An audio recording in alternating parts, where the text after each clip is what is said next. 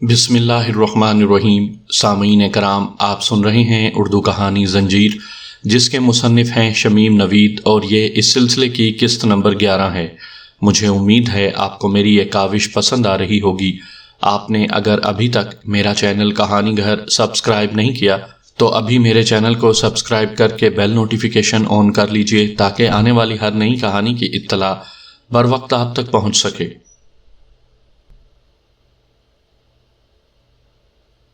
ابھی میں نے اپنی بات ختم کی ہی تھی کہ بیٹھک کے باہر مجھے غیر معمولی سرگرمیاں محسوس ہوئیں۔ میں نے کھڑکی سے جھانک کر دیکھا، سامنے ہمارے گھر کو جانے والی گلی کے نکڑ پر 2 تانگے رکے تھے، جن میں پولیس کے مسلح سپاہی بھرے ہوئے تھے۔ مہندر بھی میرے ساتھ ہی آ کھڑا ہوا تھا۔ اب کیا ہوگا؟ مہندر نے سرگوشی میں مجھ سے پوچھا تھا۔ ہوگا کیا؟ پوچھ پاچھ کر چلے جائیں گے، میں نے جواب دیا۔ گھر سے یہی جواب دیا جائے گا کہ میں 12 بنکی گیا ہوا ہوں۔ اسی وقت منصور بھی واپس آ گیا تھا اور وہیں کھڑا ہو گیا تھا۔ ایک تانگے سے 5 پولیس والے اترے تھے اور پھر دونوں تانگے آگے چلے گئے تھے۔ پولیس کی وہ جماعت وہیں ٹھہر گئی تھی۔ ان سب کی نظریں منصور کی بیٹھک پر لگی ہوئی تھیں، جہاں اس وقت میں اور مہندر تھے۔ لگتا تھا انہیں میرے گھر سے دلچسپی نہیں تھی۔ کیا بات ہے تنظیم؟ ایک سپاہی سے منصور نے پوچھا۔ تنظیم سے میں بھی واقف تھا، وہ بھی ہمارے ساتھ اسکول میں پڑھ چکا تھا، مگر تیسری جماعت کے بعد اس نے اسکول چھوڑ دیا تھا۔ مجھے معلوم نہیں، تنظیم نے روکھا سا جواب دیا۔ ظاہر ہے وہ کچھ بتانا نہیں چاہتا تھا۔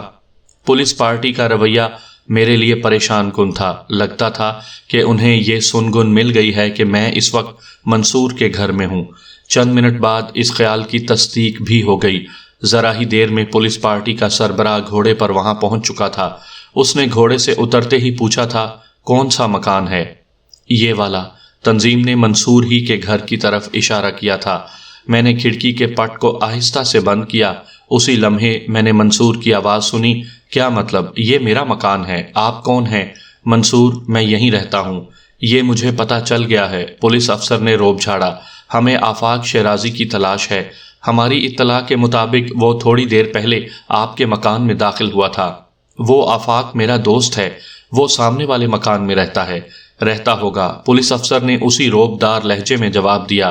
اس وقت وہ آپ کے مکان میں ہے، اسے یہاں سے نکلتے ہوئے نہیں دیکھا گیا، اسے نکال کر لاؤ۔ آخر آپ چاہتے کیا ہیں؟ منصور نے کہا۔ بہتر یہی ہے کہ آفاق کو باہر لے آؤ، ورنہ پھر مجبوراً ہم خانہ تلاشی لیں گے۔ خانہ تلاشی؟ منصور نے حیرت سے کہا۔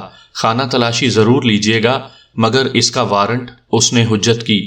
زیادہ قانون دان نہ بنو۔ پولیس افسر کا لہجہ اور سخت ہو گیا تھا۔ ہمیں سب معلوم ہے، ہم یہ بھی جانتے ہیں کہ آفاق شیرازی کے بعد ایک اور شخص بھی اس مکان میں آیا تھا، اسے تم ہی اپنے ساتھ لے کر آئے تھے، پھر کچھ دیر بعد تم یہاں سے کہیں گئے تھے۔ گویا پولیس پہلے ہی سے یہاں نگرانی کر رہی تھی، میں نے سوچا تھا، اور پھر مہندر سے کہا تھا، تم اپنے بارے میں یہ نہیں بتانا کہ امروہے سے آئے ہو۔ اول تو انہیں تم سے کوئی غرض نہیں ہوگی، پھر بھی پوچھیں تو کہہ دینا کہ تم یہیں کیسر باغ میں رہتے ہو۔ تلاشی کا میری فکر نہ کرو، مہندر نے کہا۔ یہ بتاؤ اب کیا کرنا ہے؟ میری کچھ سمجھ میں نہیں آ رہا۔ میں اپنے گھر میں ہوتا تو شاید اتنی آسانی سے ہار نہیں مانتا، مگر میں اب کچھ نہیں کر سکتا۔ میں منصور اور اس کے گھر والوں کو مصیبت میں نہیں ڈالنا چاہتا۔ تلاشی کا وارنٹ؟ پولیس افسر کہہ رہا تھا، گویا تم پولیس کے ساتھ تعاون کرنے سے انکار کر رہے ہو۔ ایسی بات نہیں ہے، منصور نے کہا۔ ایک قانون پسند شہری کی حیثیت سے اپنے حقوق کے تحفظ کی بات کر رہا ہوں۔ منصور جس انداز میں پولیس افسر سے مباحثہ کر رہا تھا، اس سے میں نے یہی اندازہ لگایا تھا کہ اس کا مقصد صرف یہی ہے کہ میں اس دوران میں وہاں سے فرار کی سبیل نکال لوں۔ آفاق شیرازی کے لیے ہمارے پاس خصوصی احکامات ہیں۔ پولیس افسر کا لہجہ اس مرتبہ دھمکانے والا تھا۔ اسے ہر قیمت پر گرفتار کرنے کی ہدایت ہے۔ بہتر یہی ہے کہ آفاق کو ہمارے حوالے کر دو، ورنہ ہم زبردستی گھر میں گھس کر اسے برآمد کر لیں گے۔ کار سرکار میں مداخلت بے جا کے مرتکب نہ ہو۔ خصوصی احکام کے حوالے پر میں چونک گیا تھا۔ ان دنوں ناپسندیدہ سیاسی کارکنوں اور لیڈروں کو گرفتار کرنے کے لیے جو خصوصی طریقہ کار اختیار کیا جاتا تھا، اس کا مجھے علم تھا۔ پولیس افسر ٹھیک کہہ رہا تھا، وہ تلاشی کے وارنٹ کے بغیر بھی گھر میں گھس سکتا تھا۔ آپ بلا وجہ ناراض ہو رہے ہیں، منصور نے کہا۔ میں بیٹھک کھلواتا ہوں۔ آفاق تھوڑی دیر پہلے آیا ضرور تھا، مجھ سے اس کی ملاقات بھی ہوئی تھی۔ اس کے بعد میں ایک ضروری کام سے چلا گیا تھا اور اب آپ کے سامنے ہی واپس آیا ہوں۔ ممکن ہے وہ اب بھی گھر میں ہو، ممکن ہے نہ ہو، بہرحال دیکھتا ہوں۔ وہ گھر میں ہی ہے۔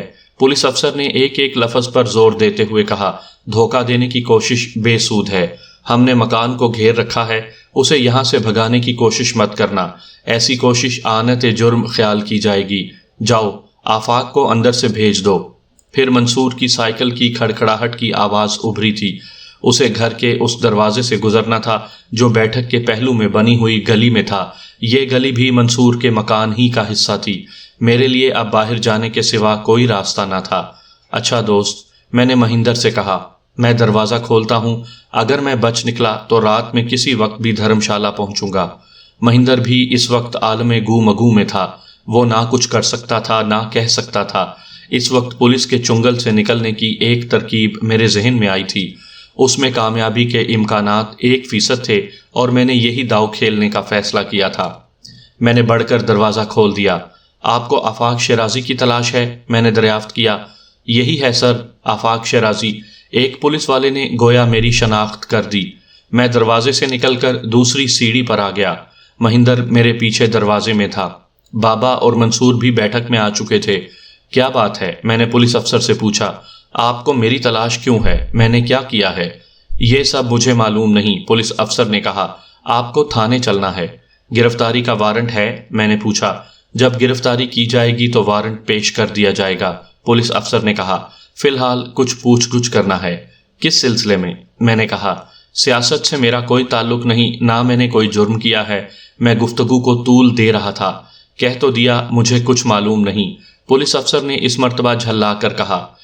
ٹھیک ہے، میں نے کہا، میں چلتا ہوں۔ اجازت دیں تو میں اپنی والدہ سے مل لوں؟ میرا گھر وہ سامنے ہے۔ میری اس درخواست پر پولیس افسر تذبذب میں پڑ گیا۔ وہ تھوڑی دیر کچھ سوچتا رہا، پھر اس نے کہا، مجھے افسوس ہے، میں کوئی خطرہ مول نہیں لے سکتا۔ آپ چلیے۔ اس مرتبہ پولیس افسر کا رویہ نرم تھا۔ جاؤ تنظیم، تانگے لے آؤ، پولیس افسر نے سپاہی سے کہا۔ رات کافی گزر چکی تھی، پھر یہ تمام کارروائی بھی بہت اطمینان سے ہوئی تھی۔ کوئی شور غوغا نہیں ہوا تھا، اس لیے وہاں ابھی تک لوگوں کا جھمگٹا نہیں ہوا تھا۔ البتہ منصور کے گھر کی خواتین بیٹھک میں آ چکی تھیں۔ ان کی کھسر پھسر کی آوازیں صاف سنائی دے رہی تھیں۔ تنظیم اس سمت بڑھا جدھر تانگے گئے تھے، لیکن 10 قدم بعد ہی وہ چیخ مار کر دوہرا ہو گیا تھا۔ تمام سپاہیوں کی توجہ اس کی طرف ہو گئی تھی۔ 2 سپاہی اس کی طرف لپکے تھے، وہ بھی چیخ مار کر سڑک پر گر گئے۔ اسی وقت پولیس افسر اور ایک سپاہی جو میرے پاس موجود تھا دھاڑے تھے۔ میں نے ہوا میں صرف سنسناہٹ سنی تھی اور ایک دھبا سا گزرتے دیکھا تھا۔ اگلے ہی لمحے آخری سپاہی بھی چیخا تھا۔ غلیل، میرے ذہن میں یہ لفظ گونجا تھا۔ تو کیا میرے کامریڈ، میرے ساتھی، میری تنظیم کے رفیق حرکت میں آ چکے تھے؟ یقیناً ایسا ہی تھا۔ اسی لیے غلیل کا تصور میرے ذہن میں آیا تھا۔ غلیل ایک بے ضرر سی چیز ہے، لیکن بعض حالات میں ایک مؤثر ہتھیار بھی ثابت ہوتا ہے۔ لہٰذا دوستو، میرا مشورہ ہے کہ تم ایک غلیل ضرور اپنے ساتھ رکھا کرو۔ سالار اعظم نے ایک مرتبہ ہم سے کہا تھا۔ میں نے ابھی تک اس مشورے کو درکار اعتنا نہیں سمجھا تھا، مگر اس وقت غلیل کے مؤثر ہونے کا ثبوت دیکھ رہا تھا۔ سنسناہٹ کی آواز کے ساتھ ایک ثانیے کے لیے میں نے جو دھبا دیکھا تھا وہ یقیناً غلے کا تھا جو غلیل سے چلایا گیا ہوگا۔ میں نے اب فیصلہ کر لیا تھا کہ آئندہ سالار اعظم کے مشورے پر عمل کروں گا۔ روشنی کی ایک لہر کی مانند یہ سب باتیں میرے ذہن میں آئی تھیں۔ پھر ایک مرتبہ اور وہی سنسناہٹ ہوا میں پیر گئی تھی۔ یکے بعد دیگرے پولیس افسر اور وہ دونوں سپاہی جو میرے قریب تھے پھر چیخے اور تڑپے تھے۔ اس کے ساتھ ہی میں حرکت میں آ گیا تھا۔ میں لپکا اور پولیس افسر کے گھوڑے کی راس کھینچ لی۔ اگلے لمحے میں گھوڑے پر سوار ہو کر اسے سر پٹ دوڑا چکا تھا۔ پولیس افسر اور سپاہیوں نے میرے ارادے بھانپتے ہوئے میری طرف لپکنا چاہا تھا، مگر ایک مرتبہ پھر انہیں دوہرا ہو جانا پڑا تھا۔ خلیق میرا منتظر تھا۔ وہ مجھے اپنے مکان کے احاطے کے باہر ہی مل گیا تھا اور پھر گرم جوشی سے مجھے سینے سے لگا کر اپنے کمرے میں لے گیا تھا۔ پولیس کے نرغے سے فرار ہو کر میں نے امین آباد پارک کے پاس گھوڑے کو چھوڑ دیا تھا اور 1 گھنٹہ امین آباد پارک کے آس پاس کے علاقے میں گزار کر خلیق کی طرف آیا تھا۔ اس وقت میں اپنے کسی دوست یا اپنی تنظیم کے کسی رکن کے گھر نہیں جانا چاہتا تھا۔ مجھے خدشہ تھا کہ پولیس میرے دوستوں کے گھر بھی میری تلاشی میں چھاپے مار سکتی ہے۔ اگرچہ خلیق کا مکان بھی میرے لیے زیادہ محفوظ نہیں تھا، کیونکہ خود خلیق بھی حکومت کی نظر میں ناپسندیدہ افراد کی فہرست میں شامل تھا، لیکن فی الحال اس کی گرفتاری یا اس کے گھر پر چھاپے کا کوئی امکان نہیں تھا۔ مجھے تمہارا ہی انتظار تھا، ابھی 20-25 منٹ ہوئے کہ میں واپس آیا ہوں، خلیق نے کہا۔ پھر منصور کی زبانی بھیجا ہوا تمہارا پیغام ملا۔ میں تمہارا شکر گزار ہوں کہ تم نے مجھے قبل از وقت اطلاع دے دی تھی۔ ہاں، پولیس آج رات ہی تمہارے گھر چھاپا مارنے والی ہے۔ چھاپا پڑ چکا ہے میرے دوست، میں نے کہا، اور پھر خلیق کو پیش آنے والے تمام واقعات سے آگاہ کر دیا۔ خلیق الزماں یہ تمام واقعات حیرت و استعجاب سے سنتا رہا۔ جب میں نے اپنی بات ختم کی تو اس نے کہا، مگر شیرازی، آخر وہ کون لوگ تھے جن کی مدد سے تم پولیس کے نرغے سے فرار ہوئے؟ یہ بات مجھے بھی معلوم نہیں، میں نے جواب دیا۔ بہرحال وہ جو کوئی بھی تھے میرے لیے فرشتہ رحمت ہی ثابت ہوئے۔ میں کچھ اندازہ کر رہا ہوں، خلیق نے کہا۔ تم نہیں بتانا چاہتے تو نہ بتاؤ، میں اصرار بھی نہیں کروں گا۔ پھر میرے پوچھنے پر خلیق الزماں نے بتایا کہ اسے میرے گھر پر پولیس چھاپے کی اطلاع نواب صاحب محمود آباد کے یہاں ہی ملی تھی۔ انہوں نے اسے بتایا تھا کہ خان بہادر شیرازی کا لڑکا یعنی میں، آفاق شیرازی، خطرناک راہوں پر چل نکلا ہے۔ یہ بات انہیں انٹیلیجنس کے ایک اعلیٰ آفیسر سے معلوم ہوئی تھی جو شملے سے سوت ندی کے پل کی تباہی کی تحقیقات کے لیے امروہے پہنچا تھا۔ میرے ذہن میں آج اس اعلیٰ افسر کا نام یاد نہیں رہا، شاید مصدق حسین تھا یا تصدق حسین، یا پھر اسی سے ملتا جلتا کچھ نام۔ پھر اس کی تحقیقات کا سلسلہ لالا گوپی ناتھ، علم دین اور امروہے میں ہادی صاحب کے گھر ہونے والے اجلاس تک پھیلا تھا۔ اسی اجلاس میں موجود کسی شخص نے میری نشاندہی کی تھی۔ نشاندہی کرنے والے کا نام معلوم نہیں ہو سکا تھا یا بتایا نہیں گیا تھا۔ پھر اس انٹیلیجنس آفیسر نے مشہود صاحب کے گھر پناہ لینے والے 2 نوجوانوں کا ذکر بھی اپنی رپورٹ میں کیا تھا۔ مشہود صاحب نے ان کا جو حلیہ بتایا تھا اس میں سے ایک کا حلیہ مجھ سے یا اس شخص سے ملتا جلتا تھا جس نے ہادی صاحب کے گھر ہونے والے اجلاس میں شرکت کی تھی۔ میں یہ تمام باتیں سنتا رہا، خلیق ایک ایک بات مجھے بتاتا رہا۔ پھر اس نے مجھ سے کہا، مراد آباد اور امروہے سے آنے والی پولیس پارٹی کے ساتھ 3 افراد بھی ہیں، علم دین، مشہود اور ایک وہ شخص جس نے خان بہادر شیرازی کے لڑکے کی حیثیت سے تمہیں پہچانا ہے۔ اس شخص کا نام صیغہ راز میں رکھا گیا ہے۔ انٹیلیجنس کا وہ اعلیٰ افسر بھی پولیس پارٹی کے ساتھ ہے، مگر انہیں میری تلاش کیوں ہے؟ میں نے خلیق سے پوچھا۔ خلیق الزماں نے جواب دیا، بنیادی طور پر یہ تمام تحقیقات سوت ندی کے پل کی تباہی کے سلسلے میں ہو رہی ہیں۔ اگرچہ حکومت نے اس پل کی تباہی کو بارش اور سیلاب کا نتیجہ قرار دیا ہے، لیکن یہ اعلان لوگوں کو محض غلط تاثر دینے کے لیے ہے۔ انجمن محبان وطن کا نام حکومت کے لیے پریشانی کا سبب ہے اور وہ اس نام کو عام نہیں کرنا چاہتی۔ مگر سوت کے پل کی تباہی سے میرا کیا تعلق؟ میں نے پوچھا۔ تعلق ہے یا نہیں مجھے کچھ پتا نہیں، اس کا علم یا تو تحقیقات کرنے والوں کو ہوگا یا تمہیں، خلیق الزماں نے کہا۔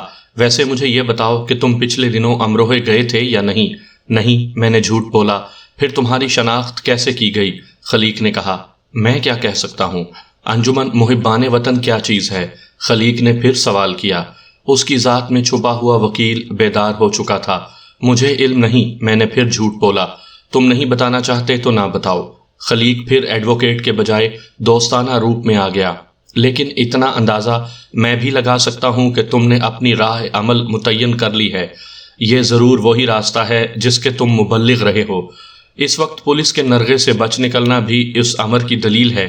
کیوں؟ کیا میں غلط کہہ رہا ہوں؟ خلیق الزماں کے چہرے پر مسکراہٹ تھی۔ شاید تم ٹھیک کہہ رہے ہو، میں نے پھر گول مول سا جواب دیا۔ ہم سب کی راہیں ایک ہی منزل کی طرف جاتی ہیں، خلیق نے کہا۔ کس نے صحیح راہ اختیار کی ہے اس کا فیصلہ وقت اور تاریخ کریں گے۔ ہاں، میں نے کہا، اور شاید تاریخ تمہارے حق میں ہی فیصلہ دے۔ میں اس وقت کچھ جذباتی سا ہو گیا تھا۔ کون کہہ سکتا ہے؟ خلیق نے کہا۔ بہرحال میری دعائیں تمہارے ساتھ ہیں۔ ویسے چھوڑو ان باتوں کو، یہ بتاؤ اب تم کیا کرو گے؟ میں آج رات ہی لکھنؤ چھوڑ رہا ہوں، میں نے کہا۔ جاؤ گے کہاں؟ خلیق نے کہا۔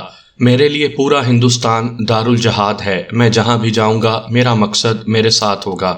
اس وقت تک میرا خیال ہے کہ لکھنؤ کی تمام پولیس تمہاری تلاش کے لیے حرکت میں آ چکی ہوگی۔ جس انداز میں تم پولیس کے نرغے سے فرار ہوئے ہو اس کے بعد تمہاری گرفتاری کے لیے اب تک خصوصی تیاریاں کی جا چکی ہوں گی۔ انٹیلیجنس کا وہ آفیسر جو شملے سے آیا ہے بہت کائیاں اور تیز ہے، اس کے اختیارات بہت وسیع ہیں، وہ شاید واحد ہندوستانی ہے جو ہر وقت وائس رائے سے مل سکتا ہے۔ لکھنؤ سے تمہارا جانا اب آسان نہیں ہوگا۔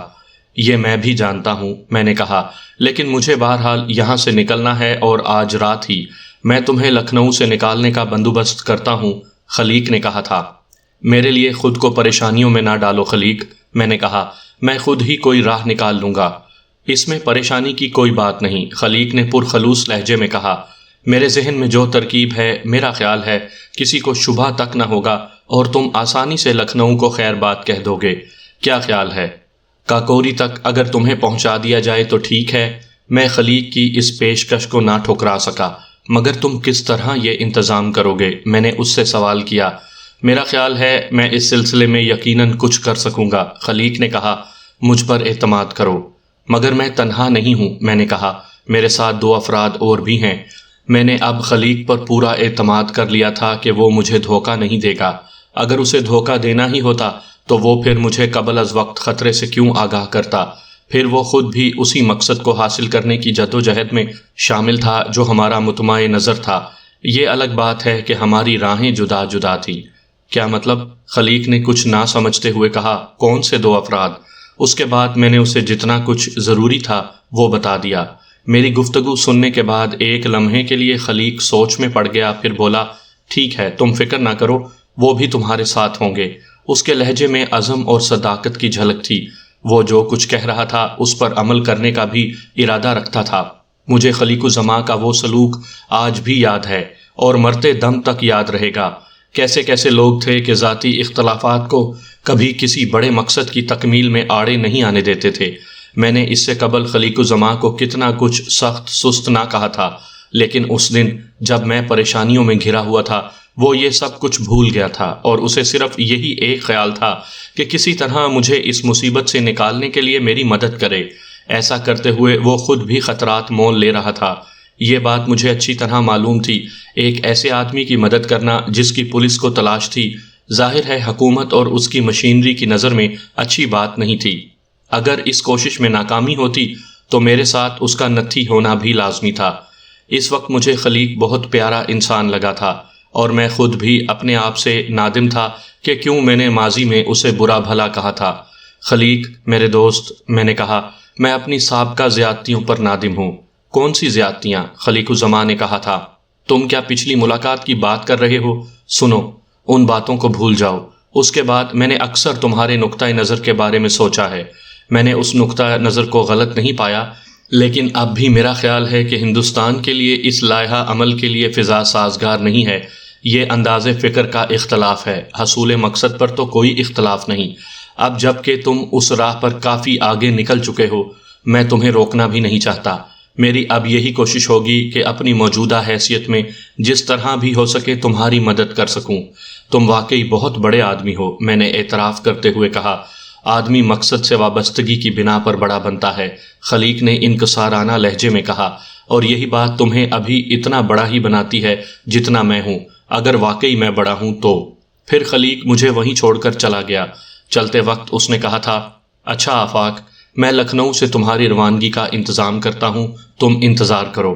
میں اس وقت اسی کمرے میں تھا جہاں چند برس پہلے اخبار نیو ایرا کا دفتر ہوا کرتا تھا، جس کے مدیر پنجاب کے جیالے سپوت غلام حسین تھے اور اس کے بعد جس کی ادارت شعیب نے سنبھالی تھی۔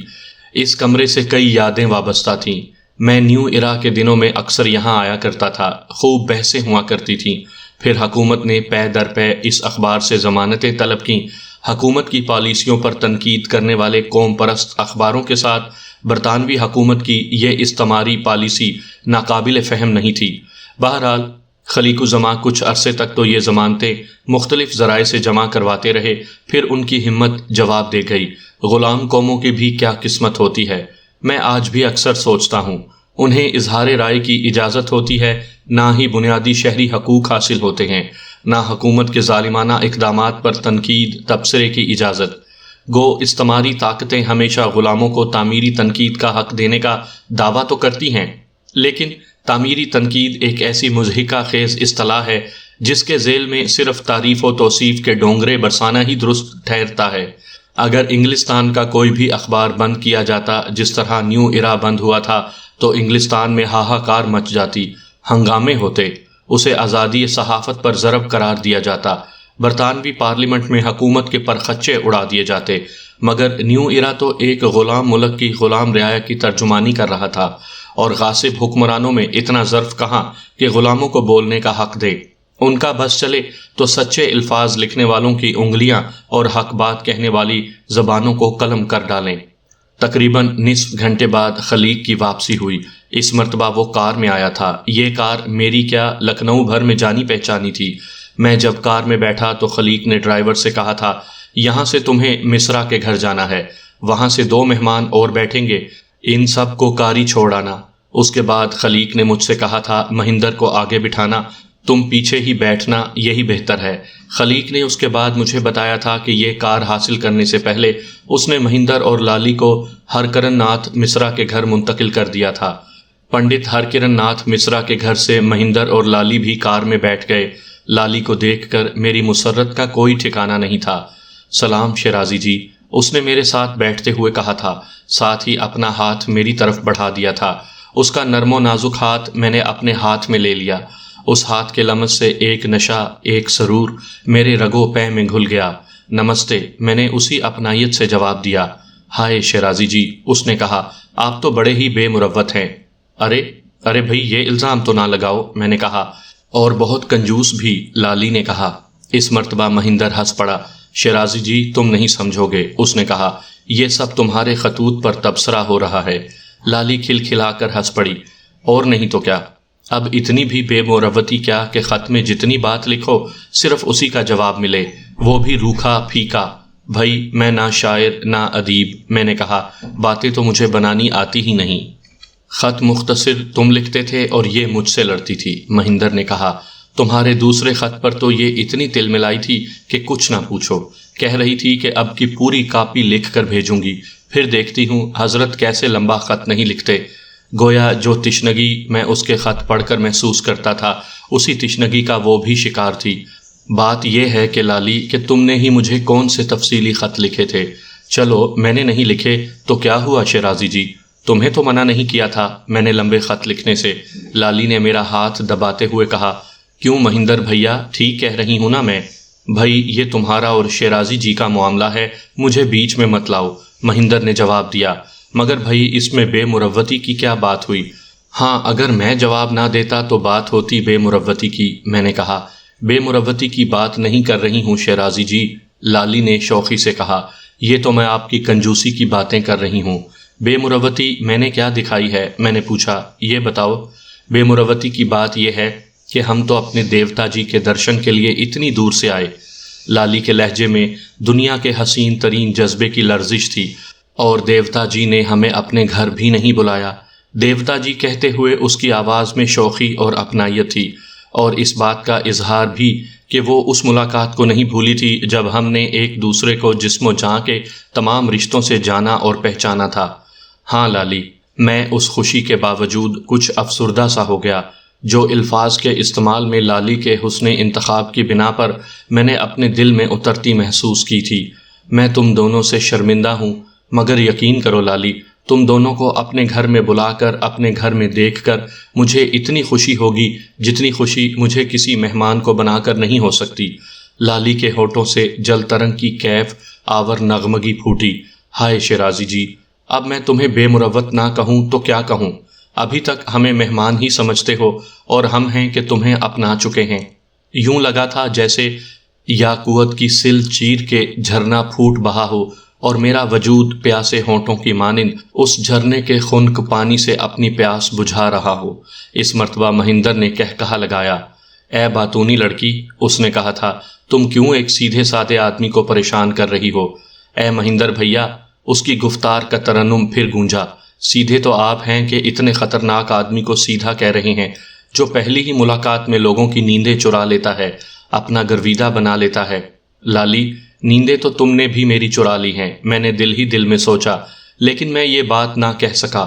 کہا تو صرف اتنا، اگر تمہارے نزدیک خطرناک ہونے کا معیار یہی ہے تو پھر تم دونوں مجھ سے زیادہ خطرناک ہو کہ مجھ جیسے خطرناک آدمی کو اپنا گرویدہ بنا لیا ہے۔ ہم اپنی بات تو کر ہی نہیں رہے شیرازی جی، لالی نے کہا۔ ہم تو دوسروں کی باتیں کر رہے ہیں۔ کون دوسرے؟ میں نے حیرانی سے پوچھا۔ ہم شکنتلا کی بات کر رہے ہیں جناب، لالی نے کہا۔ وہ آج تک یاد کرتی ہے جناب کو، تعریفیں کرتے تھکتی نہیں۔